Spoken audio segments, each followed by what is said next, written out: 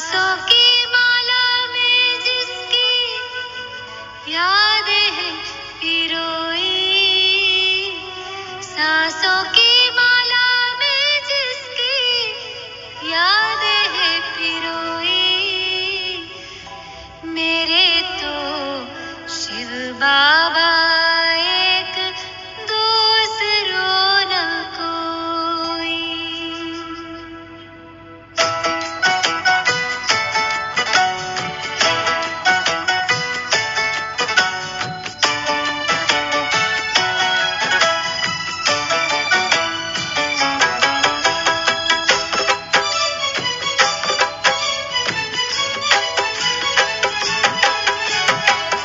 सांसों की माला में जिसकी यादें हैं पिरोई, सांसों की माला में जिसकी यादें हैं पिरोई, मेरे तो शिव बाबा एक, दूसरों न कोई, मेरे तो शिव बाबा एक, दूसरों न कोई। बाबा ही संसार मेरा, दुनिया मेरी वो ही, बाबा ही संसार मेरा, दुनिया मेरी वो ही, मेरे तो शिव बाबा एक, दूसरों न कोई, मेरे तो शिव बाबा एक, दूसरों न कोई।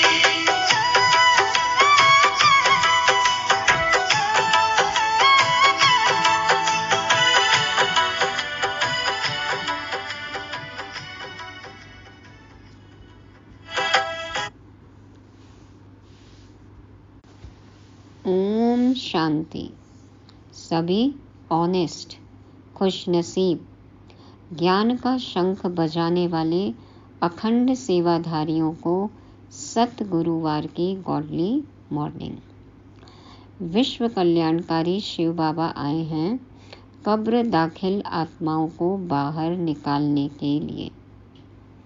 हम आ गए बाहर। अब हमारा काम है लाइट हाउस बन औरों को भी रास्ता दिखाने का। अव्यभिचारी याद में रहकर हमें खुद अचल अडोल बन अपने भाई बहनों की हलचल समाप्त करनी है। करेंगे सभी? इससे हमारा ही फायदा है। क्या मिलेगा? विश्व की मालकियत। बनेंगे हम डबल ताजधारी। तो हमें अभी सच्चा जीवर बनना है। ज्ञान चिता पर बैठ अपने विकर्मों को विनाश करना है, प्योर बनना है।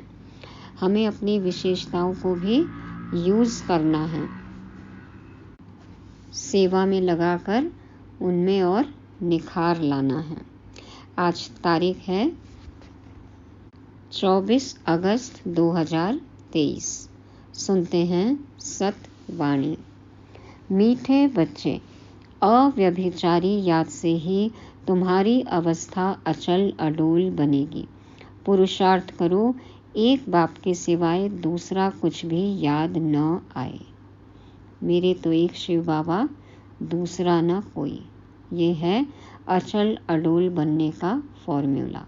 यदि हम बाबा के अलावा किसी और को ही याद करते हैं या किसी और बात में हमारी बुद्धि जाती है, चाहे व्यक्ति हो, वस्तु हो, वैभव हो, साधन हो, कोई बात हो, कोई परिस्थिति हम याद करते हैं बार बार, तो सब हमारी हलचल का कारण बनते हैं। बाबा कहते हैं अव्यभिचारी याद से ही तुम्हारी अवस्था अचल अडोल बनेगी।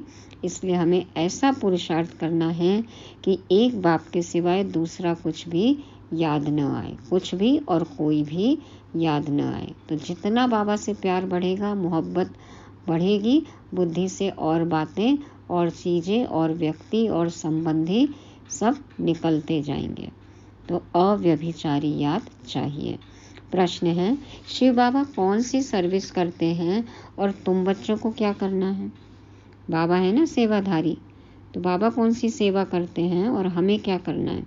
उत्तर में बाबा कहते, संगम पर शिव बाबा सभी आत्माओं को कब्र से निकालते हैं, अर्थात आत्माएं जो देह अभिमान में आकर पतित बन गई हैं, उन्हें पतित से पावन बनाने की सर्विस करते हैं। कब्र दाखिल आत्माओं को बाबा निकालते हैं, कब्र खोद रहे हैं। आ गए हम बाहर, जो पतितपना था वो हमारा खत्म करते हैं, ज्ञान देते हैं, योग की विधि सिखाते हैं, जिससे हम पावन बनते हैं और हम स्वर्ग के लायक बन जाते हैं। तो तुम बच्चे भी बाप के साथ साथ सबको शांति धाम और सुख धाम का रास्ता बताने के लिए लाइट हाउस बनो। बाबा कहते हैं अब तुम्हें भी सबको रास्ता दिखाना है, क्या सही है क्या गलत है, कहाँ जाना है। तुम्हारी एक आँख में मुक्ति और दूसरी आँख में जीवन मुक्ति हो। एक आँख में मुक्ति और दूसरी आँख में जीवन मुक्ति। तो ये चर्म चक्षुओं की बात नहीं है, दाईं बाईं आँख की बात नहीं है। आत्मा की दो आँखें क्या है? मन और बुद्धि। तो बाबा कहते हैं ना, मन मना भाव, माना शांति धाम में मन लगा रहे और बुद्धि में सुख धाम हो। तो ये है दो आँखें। तो शांति धाम और सुख धाम को याद करना है। बाबा ने हमें कब्र से निकाला, अब हमें लाइट हाउस बनकर सबको शांति धाम और सुख धाम का रास्ता बताना है, बाबा का परिचय देना है। गीत बजा।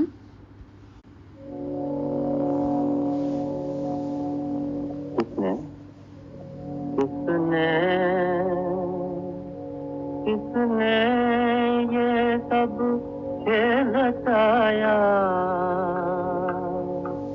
किसने ये सब साथ सजाया, अपने आप सभी कुछ करके अपना आप सिपाया, अपने आप सिपाया। किसने कोमल कोमल प्यारे पौधे, कोमल कोमल प्यारे पौधे, धान पान मत बारे पौधे, इनके ऊपर आकर चिढ़ती रंग रूप की माया, इनके ऊपर आकर चिढ़ती रंग रूप की माया। अपने आप सभी कुछ करके अपना आप सिखाया, अपना आप सिखाया। किसने अंधेरे में।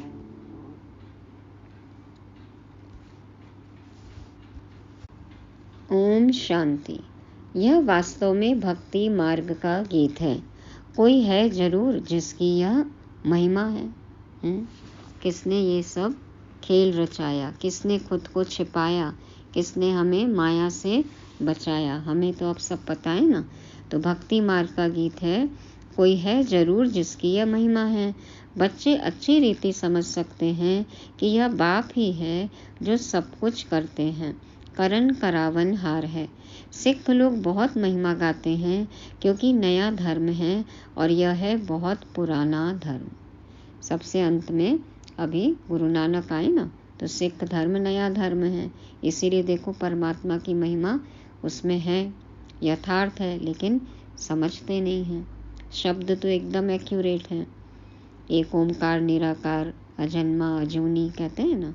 तो बाबा कहते हैं ये नया धर्म है, लेकिन ये जो आदि सनातन देवी देवता धर्म है ये बहुत पुराना धर्म है। गाते हैं एक ओमकार, ओम का अर्थ भी बाबा ने बहुत अच्छी रीति समझाया है। वह तो बहुत लंबा चौड़ा अर्थ कर देते हैं। मैं कहता हूँ मैं परमात्मा परम धाम का रहने वाला हूँ। मैं पुनर्जन्म में नहीं आता हूँ, तुम पुनर्जन्म में आते हो। बाप बच्चों को बैठ परिचय देते हैं। सबसे पहले हमें बताया कि हम आत्मा हैं और बाबा क्या है? परमात्मा है।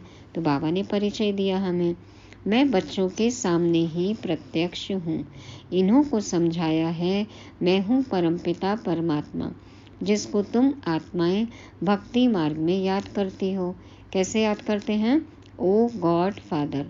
उनकी महिमा भी है पतित पावन, रहमदिल लिबरेटर। उनको गाइड भी कहते हैं। यह है पांडव सेना। पंडा मुक्ति जीवन मुक्ति की राह बताता है। गाइड होते हैं ना, बताते हैं, रास्ता बताते हैं। तो यहाँ के देहधारी गाइड तो हमें मुक्ति जीवन मुक्ति की राह नहीं बता सके, बाबा ने बताया। तो गाते भी हैं ना, नैया मेरी पार लगाओ। बरोबर परमात्मा को खिवैया भी कहते हैं, बागवान भी कहते हैं। तो डूबी नैया को पार लगा रहे हैं, विषय सागर से क्षीर सागर में लेकर जा रहे हैं। बागवान कैसे हैं? हमें कांटों से फूल बना रहे हैं, पालना करते हैं हमारी, माली है, बागवान है। कहते हैं तुम कितने मस्त थे, सतयुग त्रेता में बेपरवाह बादशाह थे, कितने वैभव थे। श्रीनाथ द्वारे में कितने वैभव खिलाते हैं, पक्की रसोई बनाते हैं। जगन्नाथ के मंदिर में दाल चावल बनाते हैं। श्रीनाथ देखो सतयुगी रूप, तो वैभव खिलाते हैं। और जगन्नाथ यहाँ पे सबकी पालना करनी होती है, इतने बच्चे हैं तो सादा सीधा खाना, दाल चावल। वहाँ काले चित्र दिखाते हैं, जगन्नाथ के मंदिर में दिखाए ना काला चित्र, क्योंकि पतित पने की यादगार है। तो अभी तुम सब काले हो। श्रीनाथ द्वारे में बहुत फर्स्ट क्लास चीज़ें बनती हैं। फिर जो श्रीनाथ को भोग लगाते हैं वह पुजारियों को मिलता है। श्रीनाथ सतयुगी स्वरूप। तो देखो माल खाते हैं, देसी घी का भोग बनता है, पुजारियों को मिलता है, वह फिर दुकान में बेचते हैं, प्रसाद मिलता है ना। आजकल तो देखो प्रसाद की भी पर्ची कटती है, पैसा दो और फिर भोग लो, प्रसाद बांटा जाता है। पहले तो ऐसे ही मिलता था मंदिरों में, अब इतना देसी घी का प्रसाद बनाते हैं तो फिर पैसा लेके प्रसाद को बेचते भी हैं दुकानों में। तो बाबा कहते हैं क्यों बेचते हैं ऐसे? उससे शरीर निर्वाह होता है। चढ़ावा भी इतना चढ़ता है, लेकिन फिर आजकल सब जगह दुकानें भी लगती हैं, शरीर निर्वाह होता है। तुम बच्चे तो स्वर्ग के मालिक बनते हो, वहाँ जो वैभव तुम खाते हो वह दास दासियाँ भी खाते हैं। अब राजमहल में जो खाना बनेगा वो तो सभी खाएंगे ना। 36 प्रकार के वैभव बनते हैं, इतने तो खा नहीं सकेंगे, तो फिर दास दासियाँ खाते हैं। राजा रानी तो बहुत कम खाते हैं ना। परंतु इसमें ही खुश नहीं होना है। ये नहीं कि दास दासी बन गए तो चलो राजमहल का खाना मिलेगा, राजमहल में रहने मिलेगा तो इतने में ही खुश हो जाए। राजधानी तो सारी बननी है, तुम वहाँ बहुत मौज में रहेंगे। वर्ल्ड ऑलमाइटी अथॉरिटी का स्थापन किया हुआ स्वर्ग का राज्य भाग्य तुम बच्चों को मिलता है। खुद का राजमहल हो वो बड़ी बात है, राजा रानी महाराजा महारानी बनना वो बड़ी बात है, या राजमहल में रहने वाली दास दासी बनना है। कहते हैं ज्ञान भक्ति वैराग्य, माना ज्ञान मिला तो भक्ति से वैराग्य आना चाहिए। अब वैराग्य 2 प्रकार का होता है। सन्यासियों का है हद का वैराग्य, घर बार छोड़ जाकर जंगल में बैठते हैं, फिर वह गुप्त मदद करते हैं, क्योंकि पवित्र तो रहते हैं ना। आजकल तो देखो मेंशन में रहते हैं, कंक्रीट जंगल में रहते हैं। तो भारत का बहुत फायदा करते हैं। भारत का फायदा हुआ, सन्यासियों ने पवित्रता पालन की तो भारत इतनी जल्दी नहीं गिरा ना, 2500 साल भक्ति मार्ग चला। तो बाबा कहते हैं जैसे विनाश के लिए कहा जाता है इनसे स्वर्ग के गेट खुलते हैं, वैसे यह भी पवित्रता की मदद करते हैं, इसलिए ड्रामा में उन्हों की महिमा है। इसीलिए देखो सब जाके उनके चरणों में झुकते हैं। तो बाप कहते हैं यह ज्ञान प्राय लोप हो जाता है, तो उनका है हद का वैराग्य, तुम्हारा है बेहद का। तुम्हें बेहद का बाप वैराग्य दिलाते हैं। क्या है बेहद का वैराग्य? गृहस्थ व्यवहार में रहते सिर्फ बुद्धि से भूलना है, जिम्मेवारी पूरी निभानी है, संबंधियों से तोड़ निभाना है, लेकिन बुद्धि से सबको भूलना है, पुरानी दुनिया को, और बुद्धि एक बात में लगी रहे। तो यह तो पुराना शरीर है, अब 84 जन्म पूरे हुए, देह सहित देह के सब धर्मों सर्व संबंधों को भूलना है। कौन से संबंध, कौन से धर्म? संबंध, पदार्थ, स्वभाव, संस्कार, खुद की देह, सब कुछ। अपने को देही समझना है। वह तो कह देते कि आत्मा निर्लेप है, कुछ भी खाओ पियो लेप छेप नहीं लगता। अब पाप पुण्य जो भी करेंगे उसका फल तो आत्मा में लगेगा ना, वो तो भुगतना ही पड़ेगा। लेकिन आत्मा उपराम रहती है, इसलिए कह देते कि निर्लेप है। बाबा ने बताया ना कि अचल अडोल अवस्था होनी चाहिए, हलचल में नहीं आना है, उपराम रहना है। तो जिसको भक्ति मार्ग में समझ लिया आत्मा निर्लेप है, जबकि बाबा ने कहा आत्म अभिमानी अवस्था निर्लेप है। तो अनेक मत मतांतर हैं, कैसी रस्म रिवाज है, जिसने जो मत चलाई चल पड़ती है। जैसे यहाँ कोई आदिदेव को महावीर कहते हैं। आदिदेव ऋषभ देव स्वामी जैनियों के पहले तीर्थंकर और महावीर स्वामी 24वें तीर्थंकर हैं। लेकिन ये तो टाइटल है ना, तो महावीर तो सभी हैं, वीतरागी सभी हैं। तो महावीर फिर हनुमान को भी कहते हैं। वास्तव में तुम सब महावीर महावीरनियाँ हो, जो माया पर जीत पाते हो, श्रीमत पर पुरुषार्थ करते हो। तुमको अपनी अवस्था ऐसी रखनी है जैसे अंगद को रावण हिला नहीं सका। राम का नाम लेके और फिर रावण के दरबार में पैर रख दिया कि इसको हिला लो तो सीता आपकी हो जाएगी। वैसे ही हमें क्या करना है, बाबा का नाम लेके दृढ़ता से बाबा की छत्र छाया में रहकर अजपाजाप करते हुए ज्ञान योग से अपनी अवस्था अचल अडोल बनानी है। माया हिला भी नहीं सकेगी। तो तुम महावीरों को भी भल कितना भी माया का तूफान लगे, परंतु हिलना नहीं है। यह अवस्था अभी नहीं होगी, पिछाड़ी में ऐसी अवस्था होनी है। कितने भी विकल्पों के तूफान आए, लेकिन अडोल रहना है। अव्यभिचारी याद रहे और किसकी याद न आए। ऐसी अवस्था कब होगी? बाबा कहते यह अवस्था अभी नहीं होगी, पिछाड़ी में ऐसी अवस्था होनी है। इंतजार करेंगे किसका पिछाड़ी, किसकी अंतिम घड़ी कब आ जाए पता नहीं। इसलिए तीव्र पुरुषार्थ करना है और अचल अडोल अवस्था बनानी है। कितने भी विकल्पों के तूफान आए, लेकिन अडोल रहना है। बाबा कहते हैं माया के तूफान तो आएंगे, विकल्प चलेंगे, लेकिन अडोल रहना है।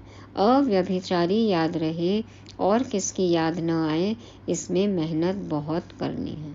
यदि अभी भी बाह्य मुक्ता में ही रहते हैं, अंतर्मुक्ता का अभ्यास नहीं है, तो फिर और किसी की तो याद आएगी ना। बाबा कहते हैं बहुत मेहनत करनी है, पिछाड़ी में ही अचल अडोल बनेंगे। अचल घर यादगार है ना, बने तभी तो यादगार बना ना अचल घर। तो हलचल घर तो नहीं बनना है ना, चंचल घर तो नहीं बनना है ना कि ऐसा यादगार बने। तो बाबा कहते हैं उसके ऊपर गुरु शिखर है। तो सतगुरु ने हमें सिखाया कि हमें कैसे अपनी अवस्था अचल अडोल बनानी है, एक बाप को ही याद करके। तो अभी तुम समझते हो ऊंचते ऊंचे शिव बाबा, वह है रचयिता। इसलिए सबसे ऊपर गुरु शिखर। माउंट आबू में ये सब यादगार एक्यूरेट है। अचल घर, गुरु शिखर, दिलवाड़ा मंदिर, सब कुछ। तो बाबा कहते हैं अभी तुम समझते हो ऊंचते ऊंचे शिव बाबा, वह है रचयिता। पहले पहले क्या करते हैं, क्या रचते हैं बाबा, वह भी बुद्धि में रखना है। ऊंचते ऊंचे शिव बाबा, फिर है ब्रह्मा विष्णु शंकर सूक्ष्म वतनवासी। विष्णु को 4 भुजाएं क्यों देते हैं? इससे यह प्रवृत्ति मार्ग सिद्ध होता है। श्री लक्ष्मी और श्री नारायण का कंबाइंड स्वरूप प्रवृत्ति मार्ग तुम्हारा है। प्रवृत्ति मार्ग ब्रह्मा द्वारा स्थापना कराते हैं। ब्राह्मण धर्म है ऊंचते ऊंच। देवताओं से भी तुम ऊंच हो, क्योंकि तुम सर्विस करते हो। दैवी धर्म की स्थापना कर फिर तुम विश्व के मालिक बनते हो। ऊंचते ऊंच है एक बाप, अथवा महिमा लायक एक ही शिव बाबा है, दूसरा ना कोई। बर्थडे एक शिव बाबा का ही मुख्य है। शिव जयंती है ना, शिवरात्रि मनाते हैं भक्ति में, लेकिन छुट्टी नहीं करते। बाबा हमेशा कंप्लेन करते हैं, मेरे बर्थडे की छुट्टी नहीं है। बच्चे के बर्थडे की, कृष्ण जन्माष्टमी की छुट्टी करते हैं। तो बाबा कहते हैं कि बर्थडे एक शिव बाबा का ही मुख्य है, और वो हमारा भी बर्थडे है ना। बाप और बच्चों का बर्थडे एक समान, एक जैसा, एक ही दिन। तो बाकी तो कोई सर्विस नहीं करते। लक्ष्मी नारायण भी प्रारब्ध भोगते हैं। अभी तो सबकी कयामत का समय है। पहले पहले भक्ति भी शुरू होती है एक बाप की, वह है अव्यभिचारी भक्ति। सोमनाथ में बनाया पहला मंदिर, शिवलिंग है ना, हीरे का। देखो तब से पूजा चालू हुई। तो पहले तो थी अव्यभिचारी भक्ति, और अभी किसकी भक्ति नहीं कर रहे हैं? जानवरों की, पत्थर ठिक्कर, सबकी, इतने सारे देवी देवताएं। तो बाबा कहते हैं अभी बिल्कुल व्यभिचारी बन गए हैं। तुम शिव बाबा से लेकर सभी के ऑक्यूपेशन को जानते हो। अभी तुम प्रैक्टिकल में बाबा के पास बैठे हो, जानते हो कि हम फिर से भारत को स्वर्ग बना रहे हैं। जो बनाते हैं वही फिर राज्य करेंगे, जो सेवा करेंगे वही तो राज्य करेंगे ना। सेवाधारी ही अधिकारी बनेंगे। फिर वहाँ लक्ष्मी नारायण की डायनेस्टी चलती है, फिर राम की। अब उनकी क्या पूजा करें? उनको तो नीचे उतरना ही है। प्रारब्ध भोग पूरी की, बस तुम ही पूज्य से पुजारी बनते हो। तुम जानते हो कि भक्ति मार्ग में क्या होता है, 63 जन्म कैसे लेते हैं। 2500 साल से भक्ति कर रहे हैं तो पूरी कहानी तो पता ही है ना। अभी तुम ब्राह्मण हो, फिर ब्राह्मण से देवता, क्षत्रिय, वैश्य, शूद्र वर्णों में आएंगे। यह ड्रामा अनादि बना हुआ है, कोई रोक नहीं सकता। कोई रोक नहीं सकता, कोई बदल नहीं सकता। हूबहू रिपीट होता है। बना तो सकते हैं ना। पास्ट जो हो गया हो गया, अगला ड्रामा हम बना सकते नहीं बना सकते। जो करेंगे वो ड्रामा बन जाएगा। तो बाबा कहते हैं बाजोली खेली जाती है ना, समरसॉल्ट, सिर पैर एक साथ लगा के गोल गोल घूमते हैं ना, तो वैसे ही ये चक्र चलता है। तीर्थों पर बाजोली खेलते जाते हैं, परिक्रमा लगाते हैं समरसॉल्ट करते हुए। कई तो देखो साष्टांग प्रणाम करते हुए जाते हैं, कई बाजोली खेलते जाते हैं। आगे बाजोली का बड़ा प्रभाव था, अभी तो अनेकानेक मतें निकल पड़ी हैं। सिवाय एक बाप के और कोई मुक्ति, जीवन मुक्ति दे नहीं सकता। कितने भी धर्म हो, कितने भी मतांतर हो, मठ पंथ हो, लेकिन मुक्ति, जीवन मुक्ति का रास्ता सिर्फ बाप ही बताते हैं। अब तुम्हारी एक आंख में है मुक्ति, दूसरी आंख में है जीवन मुक्ति। तो मन कहाँ रहे? शांति धाम में। मन मना भाव बाबा को याद करना है, और बुद्धि में सुख धाम रहे, जहाँ जाना है। बुद्धि कहती है हम लाइट हाउस हैं। लाइट हाउस का क्या काम है? रास्ता दिखाना। दिखाते हैं सबको रास्ता, या बल्ब फ्यूज है। लाइट हमेशा जलनी चाहिए, सदा आत्माभिमानी अवस्था में रहना है। तो तुम हो मनुष्य को रास्ता दिखाने वाले लाइट हाउस। पहले पहले जाना है स्वीट होम, अभी नाटक पूरा होना है। तुम बच्चे जानते हो कि यह सच्ची गीता आदि क्यों बनाते हैं। जो कच्चे हैं वह पढ़कर पक्के बने। सबने अपनी अपनी गीता कितनी निकाल दी है, जिसने जैसा समझा, और कहते हैं ये सच्ची गीता है, अपने हिसाब से अर्थ किया है। बाबा कहते हैं बाकी तो यह सब खत्म हो जाने हैं, फिर वही गीता आदि निकलेगी। सच्ची गीता कौन सी है? बाबा की मुरलियाँ है ना, तो मुरलियों का संकलन भी है। तो सच्ची गीता ये हमें मालूम है। और फिर तो भक्ति मार्ग में द्वापर से वो सब गीताएं निकलेंगी। गीता का एक श्लोक उठाकर उसका अर्थ करते जाते हैं। गीता पाठ करते हैं ना, गीता में तो है भगवान उवाच। गीता भगवान ने सुनाई थी, परंतु समझते नहीं हैं। पता ही नहीं है कि भगवान कौन है, कब वाच किया, कैसे किया। तो बाप कहते हैं मैं इन शास्त्रों से नहीं मिलता हूँ। जब भक्ति पूरी होती है तब मैं आता हूँ। ज्ञान है दिन, भक्ति है रात। आधा कल्प है रावण का राज्य, रावण देखने में नहीं आता है। विकार दिखते हैं, काम क्रोध लोभ मोह अहंकार दिखता है। बुद्धि से समझ सकते हैं इनमें काम का भूत, क्रोध का भूत है। वो भूत दिखता तो नहीं है, लेकिन जब क्रोध करते हैं, काम विकार होता है, तो समझ में आता है ना कि वो भूत के अंदर प्रवेशता है। यह अशुद्ध अक्षर सतयुग में काम नहीं आते। यहाँ तो एक दो को गाली देते रहते हैं। यह सब बातें सतयुग में नहीं होती। यह सब बातें सतयुग में नहीं होती, लेकिन अभी हमारे जैसे कर्म होते हैं उससे पता चलता है कि कौन सा भूत है। तो अभी तुम समझते हो बाप पतित पावन स्वर्ग का रचयिता है। स्वर्ग रचकर फिर अपने को छिपा लेते हैं। इनको कोई भी जान नहीं सकता।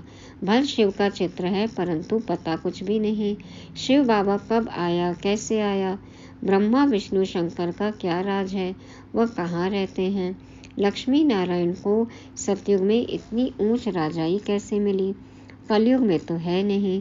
कैसे वह राजाई पाते हैं, यह अब तुम समझते हो। सभी प्रश्नों के उत्तर हैं ना अब हमारे पास। बच्चों को बाप से अच्छी रीति पढ़कर फिर औरों को पढ़ाना है। बाप सभी बच्चों को कहते हैं कि मेरे सिकील दे बच्चे, ओ मेरे सालीग्रामों, मैं इस शरीर में आकर तुमको समझाता हूँ। इस ब्रह्मा का तन लिया हुआ है। बिछड़े हुए बच्चों को बाबा समझाते हैं। ब्रह्मा से ब्राह्मण पैदा होते हैं और कोई सत्संग में ऐसे कोई मना नहीं होती है। यहाँ मना करते हैं, विष पर ही झगड़े होते हैं। और कहीं भी जाओ लौकिक में क्लब, किटी, मूवी और कोई सत्संग, मंदिर नहीं रोकेंगे, क्योंकि यहाँ परिवर्तन होता है, इसलिए ब्रह्मा कुमारीज में आने से रोकते हैं। बाकी जगह जैसे गए वैसे आ गए। और विष पर ही झगड़े होते हैं, काम विकार के लिए झगड़े होते हैं, जिसके लिए ही बाप कहते हैं यह विष आदि मध्य अंत दुख देते हैं। यह है नंबर 1 दुश्मन। इस काम महाशत्रु को जीतो, जिसने तुमको आदि मध्य अंत दुख दिया है। इसलिए कहते हैं पतित पावन आओ। जानते हैं हम पतित हैं, तब तो जाकर पावन के आगे माथा टेकते हैं। पवित्रता की कशिश होती है, इसलिए उन्हों का मर्तबा रखते हैं, साधु सन्यासियों का। और यहाँ भी यदि आचरण में पवित्रता है, संपूर्ण पवित्रता है, सिर्फ ब्रह्मचर्य नहीं, ब्रह्मचारी हैं, तो सबको कशिश होगी, आकर्षण होगा। और जो भी विरोध करते हैं वो भी आ जाएंगे, बाबा के बच्चे बन जाएंगे, है ना। कईयों का अनुभव ऐसा। तो धैर्य की ज़रूरत है, धारणा की ज़रूरत है। तो बाबा कहते हैं कि पवित्रता की कशिश होती है, इसलिए उन्हों का मर्तबा रखते हैं। वह भी समझते हैं हमारे जैसा ऊंच भारत में कोई है नहीं। उन्हों को भी तुम शक्तियों ने बाण मारे हैं। ब्रह्मा कुमारियों ने साधु सन्यासियों को भी समझाया। सर्वधर्म सम्मेलन होता है देखो, तो उसमें आके बोलते हैं ना कि हाँ, यहाँ पे ये जो अलग है, कुछ बात अलग है, पवित्रता की शक्ति है, परमात्मा का अनुभव होता है। अगर स्थूल बाणों की बात होती तो ऐसे थोड़े ही कहते कि परमपिता ने बाण मरवाए हैं। महाभारत में दिखाया ना, शिखंडी ने भीष्म पितामह को बाण मारा। तो शिखंडी क्या, न स्त्री न पुरुष, न स्त्री न पुरुष दिखाया ना। माना आत्मिक स्थिति में रह के किसी को भी समझाएंगे तो फिर समझ में आएगा, ज्ञान के तीर लगेंगे। ज्ञान बाण की बात है। तो बाबा कहते हैं यह है ज्ञान के बाण। तुम हो ब्रह्मा कुमारियाँ। वह फिर ब्रह्म कुमारियाँ कह देते हैं। ब्रह्म ब्रह्म ब्रह्मस्मि, ब्रह्मलोक, ब्रह्म ही है। ब्रह्मा कुमारियाँ भी नहीं कहते। बाबा के कई बच्चे भी ब्रह्मा कुमारियाँ नहीं कहते हैं। देखो, संस्था का नाम भी नहीं पता, हम कौन है ये भी नहीं पता, ब्रह्म कुमार कह देते हैं। तो भक्ति के संस्कार हैं। कहते हैं ब्रह्म ही भगवान है। बाप कहते हैं यह तुम्हारा भ्रम है। बाबा ने कहा कि ये तुम्हारा भ्रम है। अब तुम्हारे पास सन्यासी लोग भी बहुत आते हैं। बड़े बड़े आदमी सन्यासियों के पास जाते हैं, बोलते हैं महात्मा जी चलिए हम आपको भोजन खिलाएं। बहुत उन्हों की खातिरी करते हैं। पवित्रता की निशानी है ना। आजकल तो कई डाकू भी सन्यासी का वेश धारण कर लेते हैं। तुम तो बिल्कुल साफ हो और तुम हो भी राज ऋषि। डाकू भी सन्यासी का वेश धारण कर लेते हैं और आजकल तो कई सन्यासी के वेश में डाकू भी हैं, और जो असली डाकू थे वो देखो बाबा को पहचान भी लिए। तो ऐसे भी उदाहरण हैं।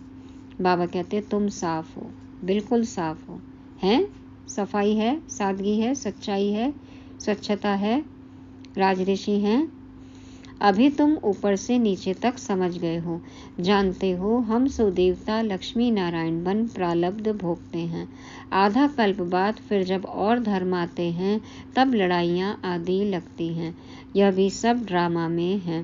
तुम मूल वतन, सूक्ष्म वतन, स्थूल वतन, सृष्टि के आदि मध्य अंत को जानकर नॉलेजफुल बन गए हो। चक्र को भी जान लिया है। किस लिए जान लिया? चक्रवर्ती राजा बनने के लिए, और अभी माया के चक्करों से बचने के लिए भी। भारत में डबल सिरताज राजा रानी या लक्ष्मी नारायण ही थे। सिंगल ताज वाले उन्हों को नमन करते हैं। पवित्रता की ताकत थी। सतयुग में वाइसलेस संपूर्ण निर्विकारी थे। गाते भी हैं सर्वगुण संपन्न 16 कला संपूर्ण निर्विकारी मर्यादा पुरुषोत्तम डबल अहिंसक। यह क्यों गाते हैं? खुद पुजारी विकारी हैं। भारत पर ही सारा खेल है। डबल सिरताज और सिंगल सिरताज। अभी तो नो ताज।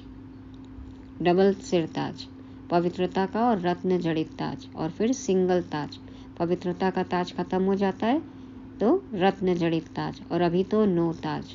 अभी क्या हो गए? मोहताज। क्योंकि देहधारियों में मोह चला गया ना, तो मोहताज हो गए। और बाबा से मोह हो तो डबल सिरताज बन जाएंगे।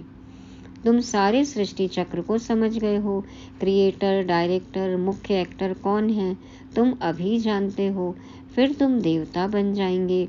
माया की जो कीचड़ लगी है वह धोई जाती है। कैसे धुलती है? लक्ष्य शोक और योग अग्नि में विकार भस्म होते हैं। बाप कहते हैं मैं धोबी भी हूँ, बड़े ते बड़ा सोनार भी हूँ।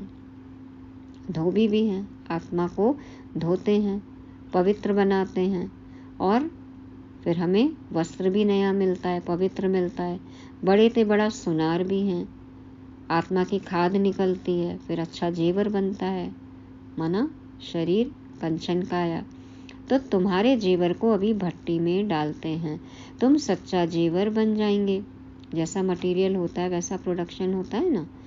तो बाप बैरिस्टर भी है, तुमको 5 विकारों की जेल से छुड़ाते हैं, लिबरेट करते हैं। तुम रावण की जेल में हो। जेल से छुड़ाने लिए वकालत सिखलाते हैं कि अपने को कैसे छुड़ाओ। बाबा की अदालत में हमारी कोई वकालत चलेगी? यदि हमने श्रीमत का पालन नहीं किया तो फिर पदम गुना दंड मिलेगा। कोई वकालत नहीं चलेगी। एक बार जब फैसला हो जाता है तो कोई रिहाई नहीं, कोई जमानत नहीं, कोई सुनवाई नहीं। क्या है फिर? सजाए मौत। इसलिए सोच समझकर कर्म करना है। बाप कहते हैं मैं अपना हर कार्य कर तुमको राज्य भाग्य दे, फिर मैं गुम हो जाऊंगा, तुम सुखी बन जाएंगे। सब खेल रचा कर बाबा छुप जाते हैं। हम सुखी बन जाएंगे। बाबा कहते तुम राजधानी ले लेंगे, फिर मैं वानप्रस्थ में बैठ जाऊंगा। इतनी मुरली चलाई बाबा ने, फिर वाणी को आराम देते हैं बाबा। वाणी से परे रहने के स्थान में जाकर आराम करते हैं। अच्छा, सबसे भाग्यशाली कौन है? कौन है सबसे ज़्यादा भाग्यशाली? बाबा कहते हैं कि कन्याएं भाग्यशाली हैं। बाबा कहते मैं तो अपना फर्ज पालन करता हूँ। तुम पतित दुखी हो, पुकारते हो, तो बाप का फर्ज है बच्चों को मुक्ति, जीवन मुक्ति देना। ऐसा मुक्तिदाता और कोई नहीं। बाकी टाइटल वह लोग बहुत रखवाते हैं, परंतु हैं बिल्कुल रॉन्ग। मनुष्यों की बिल्कुल ही विनाशकाली विपरीत बुद्धि है। तुम बच्चे बाबा बाबा कहते रहते हो, मनुष्य थोड़े इस राज को समझेंगे। कहते हैं ना, कौन से बाबा के चक्कर में फंस गए। हाँ, फंस गए। देहधारी बाबा की तो बात नहीं है ना, ये बाबा सबसे न्यारा। तो इस राज को तो मनुष्य नहीं समझेंगे। वह समझेंगे शायद इस बाबा को याद करते हैं। कई कहते हैं ना ब्रह्मा बाबा, आपके भी तो ये गुरु हैं, आप इन्हीं को तो याद करते हो। अब कैसे समझेंगे वो ये बात। तुम बच्चे जानते हो कि अनेक बार बाबा ने हमको स्वर्ग का मालिक बनाया है। कौन से बाबा ने? छोटे बाबा, बड़े बाबा? निराकार बाबा ने। तो यह है ईश्वरीय जन्म। बाप कहते हैं सिर्फ एक मुझे याद करो, इसमें ही मेहनत है। किस बात में मेहनत है? मेरा तो एक शिव बाबा, दूसरा ना कोई। तो मेहनत भी नहीं होगी, जितनी मोहब्बत बढ़ेगी मेहनत नहीं लगेगी।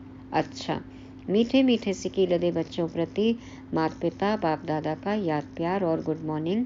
रूहानी बाप की रूहानी बच्चों को नमस्ते।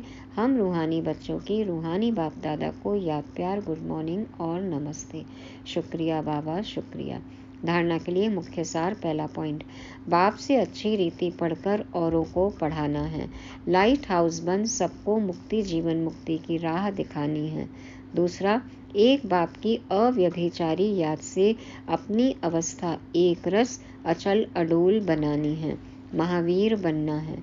वरदान, अलौकिक रीति की लेन देन द्वारा सदा विशेषता संपन्न बनने वाले फ्राक दिल भव।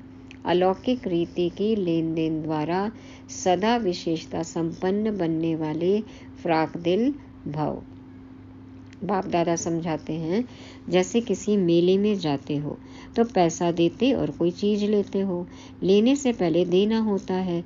तो इस रूहानी मेले में भी बाप से अथवा एक दो से कुछ न कुछ लेते हो, अर्थात स्वयं में धारण करते हो। जब कोई गुण अथवा विशेषता धारण करेंगे तो साधारणता स्वतः समाप्त हो जाएगी। साधारणता स्वतः खत्म हो जाएगी। गुण को धारण करने से कमजोरी स्वतः समाप्त हो जाएगी। तो यही देना हो जाता है। आपने किसी से गुण लिया और अपनी कमजोरी किसको दे देना है? बाबा को दे देना है। तो गुण लेना है और गुण देना है। जो कमी कमजोरी है वो बाप को समर्पित कर देना है। तो बाबा कहते हैं यही देना हो जाता है। हर सेकंड ऐसी लेन देन करने में फ्राक दिल बनो तो विशेषताओं से संपन्न बन जाएंगे। किसी के अवगुण देखना नहीं है, लेना नहीं है, और किसी को अपनी कमी कमजोरी दिखानी भी नहीं है, देनी भी नहीं है। कमी कमजोरी जो पता है खुद की, बाप को समर्पित करनी है। गुण लेना है, गुण देना है। ज्ञान लेना है, ज्ञान देना है। सुख लेना है, सुख देना है। शक्ति लेनी है, शक्ति देनी है। तो इन चीज़ों का लेन देन करना है। बाबा कहते हैं ऐसी लेन देन करने में फ्राक दिल बनो तो विशेषताओं से संपन्न बन जाएंगे। स्लोगन, अपनी विशेषताओं का प्रयोग करो तो हर कदम में प्रगति का अनुभव होगा। अपनी विशेषताओं का प्रयोग करो तो हर कदम में प्रगति का अनुभव होगा। यदि खुद में कोई विशेषता है तो यज्ञ में, सेवा में यूज़ करना है। बाबा उसमें और निखार ला देते हैं। है ना, कई भाई बहनों का अनुभव है कि हमें तो पता ही नहीं था कि ये हम कर सकते हैं या हमने ये किया, तो बाद में समझ में आता है ना, करन करावनहार कौन है। तो विशेषताओं का प्रयोग करेंगे, आगे बढ़ते जाएंगे और हुनर आता जाएगा। चार चांद लगते जाएंगे, प्रगति होती जाएगी। बाबा तो बैठे ही है ना, दाता तो वही है। तो विशेषताओं को पहचानो, तभी तो बाबा ने चुना है ना। हर बच्चे में कुछ न कुछ है, तो सेवा में प्रयोग करना है, प्रगतिशील बनना है। ये थी आज की मुरली, जिसको रिवाइज करने के लिए आज के पॉइंट हैं। पहला, अव्यभिचारी याद हो। मेरा तो एक शिव बाबा, दूसरा न कोई, और किसी को भी याद नहीं करना। और दूसरा पॉइंट है लाइट हाउस। बाबा ने कहा सबको रास्ता दिखाना है, सब कब्र दाखिल हैं, कब्र से निकालो और सबको स्वर्ग का रास्ता दिखाओ। तीसरा, अचल अडोल, माया हम पे जरा भी प्रभाव न डाले। तूफान तो आएंगे लेकिन अचल अडोल अवस्था रहेगी यदि एक बाबा की ही याद है तो। और चौथा, फ्राक दिल, तो गुणों का लेन देन करना है, विशेषताओं से संपन्न बनना है। और पांचवा, फिर उन्हीं विशेषताओं को क्या करना है? प्रयोग में लाना है, प्रगति करना है। ओम शांति।